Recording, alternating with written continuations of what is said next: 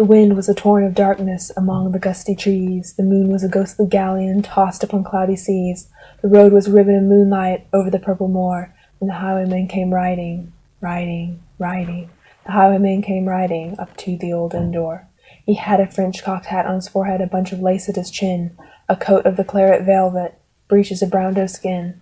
They fitted with never a wrinkle, his boots were up to the thigh, and he rolled with a jeweled twinkle, his pistol butts a twinkle, his rapier hilt a twinkle, under the jeweled sky. Over the cobbles he clattered, and clashed in the darkened yard. He tapped with his whip on the shutters, but all was locked and barred. He whistled a tune to the window, and who should be waiting there but the landlord's black-eyed daughter, Bess, the landlord's daughter, plaiting a dark red love knot into her long black hair.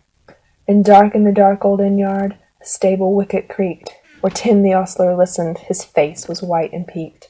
His eyes were hollows of madness, his hair like mouldy hay, but he loved the landlord's daughter, the landlord's red-lipped daughter. Dumb as a dog he listened, and he heard the robber say, "One kiss, my bonny sweetheart, I'm after a prize tonight, but I shall be back with the yellow gold before the morning light. Yet if they press me sharply and harry me through the day, then look for me by moonlight, watch for me by moonlight. I'll come to thee by moonlight, though hell should bar the way." He rose upright in the stirrups. He scarce could reach her hand, but she loosened her hair in the casement. His face burnt like a brand, and the black cascade of perfume came tumbling over his breast, and he kissed its waves in the moonlight. Oh, sweet black waves in the moonlight. Then he tugged at his rein in the moonlight, and galloped away to the west. He did not come in the dawning, and he did not come at noon, and out of the tawny sunset, before the rise of the moon, when the road was a gypsy's ribbon, looping up the purple moor, a red-coat troop came marching, marching, marching. King George's men came marching up to the old inn door.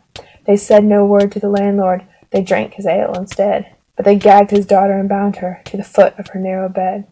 Two of them knelt at her casement, with muskets at their side. There was death at every window, and hell at one dark window, for Bess could see through her casement road that he would ride. They had tied her up to attention with many a sniggering jest. They had bound a musket beside her, with the muzzle beneath her breast. "Now keep good watch," and they kissed her. She heard the doomed man say, "Look for me by moonlight, watch for me by moonlight. I'll come to thee by moonlight, though hell should bar the way." She twisted her hands behind her, but all the knots held good. She writhed her hands till her fingers were wet with sweat or blood. They stretched and strained in the darkness, and the hours crawled by like years, till now, on the stroke of midnight, cold on the stroke of midnight, the tip of one finger touched it. The trigger, at least, was hers. The tip of one finger touched it. She strove no more for the rest. Up she stood to attention, with a muzzle beneath her breast. She would not risk their hearing. She would not strive again.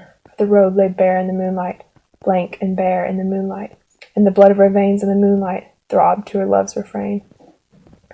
Tot, tot, tot, had they heard it? The horse hoofs ringing clear. Tot, tot, tot, in the distance. Were they deaf that they did not hear?